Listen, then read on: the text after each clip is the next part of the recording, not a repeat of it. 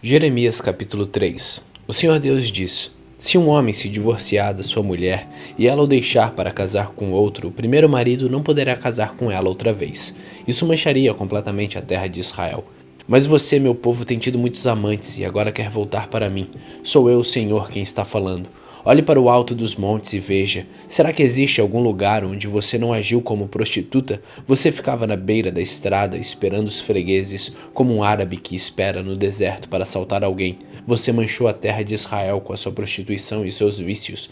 E é por isso que não tem chovido, e as chuvas da primavera deixaram de cair. Mas você tem até jeito de prostituta e mostrou que não tem vergonha. E agora você me diz: Tu és meu pai, tu me tens amado desde que eu era criança. Tu não ficarás com raiva de mim para sempre. Povo de Israel, foi isso que você disse, mas continuou fazendo todo o mal que podia. No tempo do rei Josias, o Senhor Deus me disse: Você está vendo o que fez Israel? Aquela mulher infiel que virou as costas para mim? Ela subiu em todos os montes altos e ficou debaixo de todas as árvores que dão sombra, agindo como uma prostituta. Eu, o Senhor, pensei assim: Depois de fazer tudo isso, com toda certeza ela voltará para mim. Porém não voltou. E Judá, sua irmã infiel, viu isso. Judá também sabe que eu me divorciei de Israel e que a mandei embora porque ela me abandonou e virou prostituta. Mas Judá, sua irmã infiel, não ficou com medo. Ela também virou uma prostituta e não ficou envergonhada. Ela manchou a sua terra porque cometeu adultério, esperando pedras e árvores. E o pior de tudo é que Judá, a infiel irmã de Israel, só fingiu que voltava para mim. Ela não foi sincera. Eu, Senhor, estou falando. Aí Deus me disse que, embora o povo de Israel o tivesse abandonado, ainda era menos culpado do que a infiel Judá. Ele mandou que eu fosse até o norte e dissesse ao povo: Ó Israel infiel, volte para mim. Sou eu, o Senhor, quem está falando. Sou bondoso e por isso não ficarei com raiva de você, não ficarei irado para sempre. Sou eu, o Senhor, quem está falando. Basta você reconhecer que é culpado e que se revoltou contra o Senhor, o seu Deus. Confesse que debaixo de todas as árvores que dão sombra, você deu seu amor a deuses estrangeiros e não me obedeceu. Eu, o Senhor, estou falando. O Senhor Deus diz: Volte, povo infiel, pois vocês são meus. Eu vou pegar vocês, um de cada cidade e 2 de cada grupo de famílias, e vou levá-los de volta ao Monte Sião. Eu darei a vocês líderes que me obedeçam, e eles governarão com sabedoria e inteligência. E então, quando vocês se tornarem um povo numeroso naquela terra, ninguém mais falará a respeito da Arca da Aliança. Vocês não pensarão mais na Arca, nem lembrarão dela. Não precisarão dela, nem farão outra. E aí, quando chegar o tempo certo, Jerusalém será chamada de trono do Senhor Deus, e todas as nações se reunirão ali em meu nome. Não farão mais aquilo que os seus corações teimosos e maus mandarem. O povo de Israel se unirá com o de Judá, e eles voltarão juntos do norte, para a terra que dei aos seus antepassados. O Senhor Deus diz: Povo de Israel, eu queria aceitá-lo como meu filho e lhe dar uma terra agradável, a terra mais linda do mundo. Pensei que você ia me chamar de pai e que nunca me abandonaria. Mas como uma mulher que trai o marido, assim você me traiu. Sou eu, Senhor, quem está falando. No alto dos montes se ouve um barulho. São os israelitas chorando e pedindo perdão, porque têm vivido uma vida de pecado e têm esquecido o Senhor, seu Deus. Voltem todos vocês que abandonaram o Senhor, pois Ele vai curar a sua infidelidade. Vocês dizem: sim, estamos voltando para o Senhor, pois Ele é o Senhor, nosso Deus. Não recebemos nenhuma ajuda dos deuses pagãos que temos adorado com gritos no alto das montanhas. Só o nosso Deus, o Senhor, pode ajudar o povo de Israel. Por termos adorado Baal, o Deus da vergonha, perdemos tudo que os nossos pais conseguiram desde que éramos crianças, isto é, as ovelhas, o gado, os filhos e as filhas. Vamos nos humilhar, vamos ficar cheios de vergonha. Desde o tempo em que o Senhor nos tirou do Egito, nós e os nossos antepassados temos pecado contra Ele e não lhe temos obedecido. Jeremias capítulo 4. O Senhor Deus diz: Povo de Israel, se você voltar, volte para mim. Eu odeio os ídolos, acabe com eles e seja fiel a mim. Então sim, você estará sendo verdadeiro, correto e honesto quando jurar pelo meu nome. Todas as nações pedirão que eu os abençoe e elas me louvarão. Deus diz aos homens da tribo de Judá e da cidade de Jerusalém: Passem o arado na terra que não foi preparada para plantar, e não semeiem as sementes no meio dos espinhos. Povo de Judá e moradores de Jerusalém, sejam fiéis à aliança que fizeram comigo, o Senhor, e se dediquem a mim de todo o coração, senão a minha ira queimará como fogo, e por causa das maldades que vocês têm feito, o meu furor será como um fogo e ninguém poderá apagá-lo. Toquem a corneta em toda a terra, gritem bem alto e bem claro. Digam ao povo de Judá e de Jerusalém que corra para as cidades protegidas por muralhas. Mostrem um caminho que vai a Sião. Corram para os abrigos, não demorem. Do norte Deus vai trazer desgraça e grande destruição. Como um leão que sai do seu esconderijo, um destruidor de nações vem vindo para acabar com o povo de Judá. As cidades de Judá serão destruídas e ninguém morará nelas. Portanto, vistam roupas feitas de pano grosseiro como sinal de tristeza. Lamentem e chorem, pois o fogo da ira de Deus não se desviou de Judá. O Senhor Deus diz: naquele dia os reis e as autoridades perderão coragem, os sacerdotes ficarão abalados e os profetas ficarão admirados. Então eu disse: ó Senhor meu Deus, tu enganastes completamente o povo de Jerusalém. Dissestes que ia haver paz, mas o que há é uma espada encostada na garganta deles. Está chegando o tempo de dizer ao povo de Jerusalém que do deserto um vento muito quente vai soprar sobre o povo de Deus. Não será vento fraco que separa a palha do trigo. O vento que vem mandado por Deus será muito forte. Agora é Deus mesmo que está dando a sentença contra o seu povo. Olhem, os inimigos vêm vindo como nuvens. Os seus carros de guerra são como uma forte ventania, e os seus cavalos são mais rápidos do que as águias.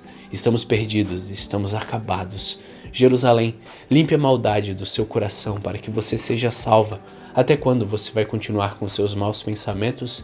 Mensageiros da cidade de Dan e das montanhas de Efraim anunciam as más notícias da invasão. Eles mandam avisar as nações e dizer a Jerusalém que os inimigos vêm vindo de um país distante e que eles vão dar o seu grito de guerra contra as cidades de Judá. Eles vão cercar Jerusalém como homens que guardam uma plantação, pois a nossa nação se revoltou contra Deus, o Senhor. Judá, você trouxe esse mal para você mesmo por causa do seu modo de viver, por causa das coisas que tem feito. O seu pecado trouxe esse sofrimento e feriu seu próprio coração. Eu, Senhor, estou falando. Que dor! Não posso suportar tanta dor. Ah, meu coração está batendo forte. Não posso ficar calado, pois ouvi a corneta e os gritos de guerra. Uma desgraça vem atrás da outra. O país inteiro está arrasado. De repente, as nossas barracas são destruídas e as suas cortinas são rasgadas em pedaços. Até quando terei de ver bandeiras inimigas e ouvir o som da corneta na batalha? Deus diz: o meu povo não tem juízo e não me conhece.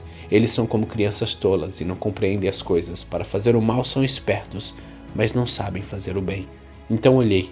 A terra era um vazio sem nenhum ser vivente, e no céu não havia luz. Olhei para as montanhas e elas estavam tremendo, e os montes balançavam para lá e para cá. Vi que não havia ninguém, e que até os passarinhos tinham fugido.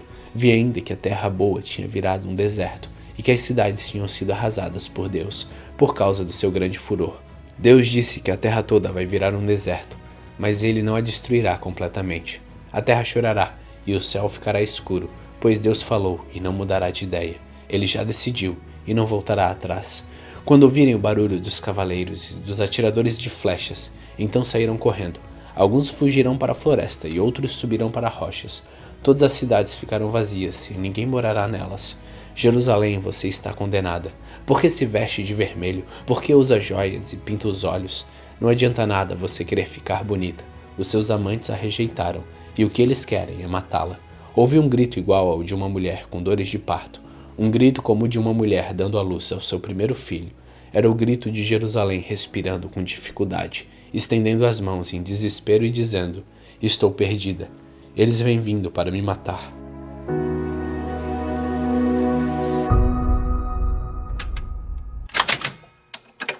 Salmos capítulo 104. Ó Senhor Deus, que todo o meu ser te louve. Ó Senhor meu Deus, como és grandioso. Estás vestido de majestade e de glória, e te cobres de luz. Estende os céus como se fossem uma barraca, e constróis a tua casa sobre as águas lá de cima. Usa as nuvens como teu carro de guerra, e voa nas asas do vento. Faze com que os ventos sejam os teus mensageiros, e com que os relâmpagos sejam teus servidores. Tu pusestes a terra bem firme sobre os teus alicerces, e assim ela nunca será abalada. Cobriste a terra com o oceano profundo, como se ele fosse uma capa, e as águas ficaram acima das montanhas. Porém, quando repreendeste as águas, elas fugiram. Quando ouviram teu grito de comando, saíram correndo. As águas correram pelos montes e desceram para os vales, indo ao lugar que preparastes para elas. Tu pusestes um limite para as águas, a fim de que não cobristes de novo a terra. Tu fazes seguir as nascentes dos vales, e os rios correm entre os montes. Da sua água bebem todos os animais selvagens, com ela os jumentos selvagens matam a sede. Nas margens dos rios os pássaros fazem seus ninhos e cantam entre os galhos das árvores. Do céu tu envias chuvas para os montes e a terra fica cheia das tuas bênçãos. Fazes crescer capim para o gado e verduras e cereais para as pessoas que assim tiram da terra seu alimento. Fazes a terra produzir o vinho que deixa a gente feliz, o azeite que alegra e o pão que dá forças. Muita chuva cai sobre as árvores de Deus, o Senhor, sobre os cedros que ele plantou nos montes Líbanos. Ali os pássaros fazem seus ninhos e as cegonhas constroem as suas casas nos pinheiros. Os cabritos selvagens vivem no alto das montanhas, e as lebres se escondem nos rochedos. Tu fizestes a lua para marcar os meses, o sol sabe a hora de se pôr. Tu fizestes a noite, e todos os animais selvagens saem quando escurece. Os leões novos rugem enquanto caçam, procurando a comida que Deus dá. Porém, quando o sol aparece, eles voltam e vão se deitar nas suas covas. Então as pessoas saem para o serviço e trabalham até a tarde. Ó Senhor, tu tens feito tantas coisas e foi com tanta sabedoria que as fizestes. A terra está cheia das tuas criaturas. Ali está o mar imenso, enorme, onde vivem animais grandes e pequenos, tantos que não podem ser contados. No mar passam os navios e nele brinca o Leviatã, o monstro marinho que tu criastes. Todos esses animais dependem de ti, esperando que lhe des alimento no tempo certo. Tu dás a comida e eles comem e ficam satisfeitos. Quando escondes o rosto, ficam com medo. Se cortas a respiração que lhes dá, eles morrem e voltam ao pó de onde saíram. Porém, quando lhes dá o sopro de vida, eles nascem, e assim dás vida nova à terra. Que a glória de Deus, o Senhor, dure para sempre, que ele se alegre com aquilo que fez. O Senhor olha a terra e ela treme, toca nas montanhas e elas soltam fumaça. Cantarei louvores ao Senhor enquanto eu viver, cantarei ao meu Deus a vida inteira. Que o Senhor fique contente com a minha canção, pois é dele quem vem a minha alegria. Que desapareçam da terra aqueles que não querem saber de Deus, e que os maus deixem de existir. Que todo o meu ser te louve, ó Senhor Deus. Aleluia.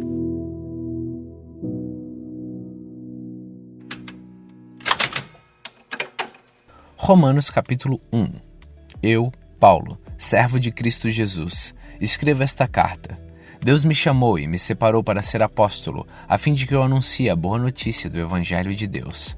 Há muito tempo essa boa notícia foi prometida por Deus, por meio dos seus profetas e escrita nas Escrituras Sagradas. Ela fala a respeito do Filho de Deus, o nosso Senhor Jesus Cristo, o qual, como ser humano, foi descendente do rei Davi, e quanto à sua santidade divina, a sua ressurreição provou com grande poder que ele é o Filho de Deus. Por meio de Cristo, Deus me deu a honra de ser apóstolo no serviço de Cristo para levar as pessoas de todas as nações a crerem em Cristo e serem obedientes a Ele. Entre essas pessoas estão vocês que moram em Roma, a quem Deus tem chamado para pertencerem a Jesus Cristo. Por isso eu escrevo a todos vocês que estão em Roma, todos vocês a quem Deus ama e a quem tem chamado para serem o seu próprio povo. Que a graça e a paz de Deus, o nosso Pai, e do Senhor Jesus Cristo estejam com vocês. Em primeiro lugar, por meio de Jesus Cristo, dou graças ao meu Deus por todos vocês, pois o mundo inteiro se ouve falar a respeito da fé que vocês têm. Eu sirvo a Deus com todo o meu coração, anunciando a boa notícia a respeito do seu Filho. Deus é testemunha que eu digo a verdade. Ele sabe que eu sempre lembro de vocês e oro por vocês. E peço a Deus que, se for da sua vontade, Ele faça com que agora eu possa ir visitá-los, pois eu quero muito vê-los, a fim de repartir as bênçãos espirituais com vocês para fortalecê-los. Quer dizer, para que nos animemos uns aos outros por meio da fé que vocês e eu temos. Meus irmãos, quero que saibam que muitas vezes resolvi ir visitá-los, mas fui impedido até agora de fazer isso, pois eu gostaria que o meu trabalho produzisse resultados entre vocês também, como tem acontecido entre os não-judeus. Pois é meu dever pregar a todos, tanto aos civilizados como aos não civilizados, tanto aos instruídos como aos sem instrução. É por isso que eu quero anunciar o Evangelho também a vocês que moram em Roma. Eu não me envergonho do Evangelho, pois ele é o poder de Deus para salvar a todos os que creem, primeiro os judeus e também os não-judeus, pois o Evangelho mostra como é que Deus nos aceita, e é por meio da fé, do começo ao fim, como dizem as Escrituras Sagradas, viverá aquele que por meio da fé é aceito por Deus. Do céu, Deus revela a sua ira contra todos os pecados e todas as maldades das pessoas que, por meio das suas más ações, não deixam que os outros conheçam a verdade a respeito de Deus. Deus castiga essas pessoas porque o que se pode conhecer a respeito de Deus está bem claro para elas, pois foi o próprio Deus que lhe mostrou isso. Desde que Deus criou o mundo, as suas qualidades invisíveis, isto é, o seu poder eterno e a sua natureza divina, têm sido vistas claramente. Os seres humanos podem ver tudo isso nas coisas que Deus tem feito e, portanto, eles não têm desculpa nenhuma. Eles sabem quem Deus é, mas não lhe dão a glória que ele merece e não lhe são agradecidos. Pelo contrário, os seus pensamentos se tornaram tolos e a sua mente está vazia e coberta de escuridão. Eles dizem que são sábios, mas são tolos. Em vez de adorarem ao Deus imortal, adoram ídolos que se parecem com seres humanos, ou com pássaros, ou com animais de 4 patas, ou com animais que se arrastam pelo chão. Por isso, Deus entregou os seres humanos aos desejos do coração deles, para fazerem coisas sujas e para terem relações vergonhosas uns com os outros. Eles trocam a verdade sobre Deus pela mentira e adoram e servem as coisas que Deus criou, em vez de adorarem e servirem o próprio Criador, que deve ser louvado para sempre. Amém. Por causa das coisas que essas pessoas fazem, Deus os entregou às paixões vergonhosas, pois até as mulheres trocaram as relações naturais pelas que são contra a natureza. E também os homens deixam as relações naturais com as mulheres e se queimam de paixão um pelos outros. Homens têm relações vergonhosas uns com os outros e por isso recebem em si mesmo o castigo que merecem por causa dos seus erros. E como não querem saber do verdadeiro conhecimento a respeito de Deus, Ele entregou os seres humanos aos seus maus pensamentos, de modo que eles fazem o que não devem. Estão cheios de todo tipo de perversidade, maldade, ganância, vícios, ciúmes, crimes de morte, brigas, mentiras e malícia. Caluniam e falam mal uns dos outros, têm ódio de Deus e são atrevidos, orgulhosos e vaidosos. Inventam maneiras de fazer o mal, desobedecem aos pais, são imorais, não cumprem a palavra, não têm amor por ninguém, não têm pena dos outros. Eles sabem que o mandamento de Deus diz que aqueles que fazem essas coisas merecem a morte, mas mesmo assim continuam a fazê-las, e pior ainda, aprovam os que fazem as mesmas coisas que eles fazem. Romanos capítulo 2. Meu amigo, não importa quem você seja, você não tem desculpa quando julga os outros, pois quando você os julga, mas faz as mesmas coisas que eles fazem, você está condenando a você mesmo. Nós sabemos que Deus é justo quando condena os que fazem essas coisas. Mas você que faz as mesmas coisas que condena nos outros, será que você pensa que escapará do julgamento de Deus? Ou será que você despreza a grande bondade, a tolerância e a paciência de Deus? Você sabe muito bem que Ele é bom e que quer fazer com que você mude de vida, mas o seu coração é duro e teimoso, pois você está aumentando ainda mais o castigo que vai sofrer no dia em que forem revelados a ira e o julgamento justo de Deus, pois Ele recompensará cada um de acordo com o que fez. Deus dará sua vida eterna às pessoas que perseveram em fazer o bem e buscam a glória, a honra e a vida imortal, mas fará cair a sua ira e o seu castigo sobre os egoístas e sobre os que rejeitam o que é justo, a fim de seguir o que é mal. Haverá sofrimentos e aflições para todos os que fazem o mal, primeiro para os judeus e também para os não-judeus. Mas Deus dará glória e honra e paz a todos os que fazem o bem, primeiro aos judeus e também aos não-judeus, pois Ele trata todos com igualdade. Todos aqueles que pecam sem conhecer a lei de Deus se perderão sem essa lei, mas todos aqueles que pecam conhecendo a lei serão julgados por ela, porque as pessoas que Deus aceita não são aquelas que somente ouvem a lei, mas aquelas que fazem o que a lei manda. Os não-judeus não têm lei, mas quando fazem pela sua própria vontade o que a lei manda, eles são a sua própria lei, embora não tenham a lei. Eles mostram pela sua maneira de agir que tem a lei escrita no seu coração. A própria consciência deles mostra que isso é verdade. Os seus pensamentos, que às vezes os acusam e às vezes os defendem, também mostram isso. De acordo com o Evangelho que eu anuncio, assim será naquele dia que Deus, por meio de Cristo Jesus, julgará os pensamentos secretos de todas as pessoas. O que dizer de você? Você diz que é judeu, confia na lei e se orgulha do Deus que você adora. Você sabe o que Deus quer que você faça e aprende na lei a escolher o que é certo. Você tem certeza de que é guia dos cegos, luz para os que estão na escuridão, orientador dos que não têm instrução e professor dos jovens. Você está certo de que encontra na lei a apresentação completa do conhecimento e da verdade. Você que ensina os outros, por que não ensina você mesmo? Se afirma que não se deve roubar, por que é que você mesmo rouba? Se você disse que não se deve cometer adultério, por que é que você mesmo comete adultério? Você odeia os ídolos, mas rouba as coisas dos templos. Você se orgulha de ter a lei de Deus, mas você é uma vergonha para Deus, porque desobedece à sua lei, pois as escrituras sagradas dizem: os não-judeus falam mal de Deus por causa de vocês, os judeus. A circuncisão tem valor se você, que é judeu, obedecer à lei. Porém, se não obedecer, é como se você não tivesse sido circuncidado. E se um homem que não foi circuncidado obedecer aos mandamentos da lei, Deus o tratará como se ele fosse circuncidado. Assim vocês, judeus, serão condenados pelos não-judeus, pois vocês desobedecem à lei, apesar de terem essa lei escrita e de serem circuncidados, enquanto os não-judeus obedecem à lei, embora não sejam circuncidados. Portanto, eu pergunto: quem é judeu de fato e circuncidado de verdade? É claro que não é aquele que é judeu somente por fora e circuncidado só no corpo. Pelo contrário, o verdadeiro judeu é aquele que é judeu por dentro, aquele que tem o coração circuncidado. E isso é uma coisa que o Espírito de Deus faz e que a lei escrita não pode fazer. E o louvor que essa pessoa recebe não vem de seres humanos, mas vem de Deus.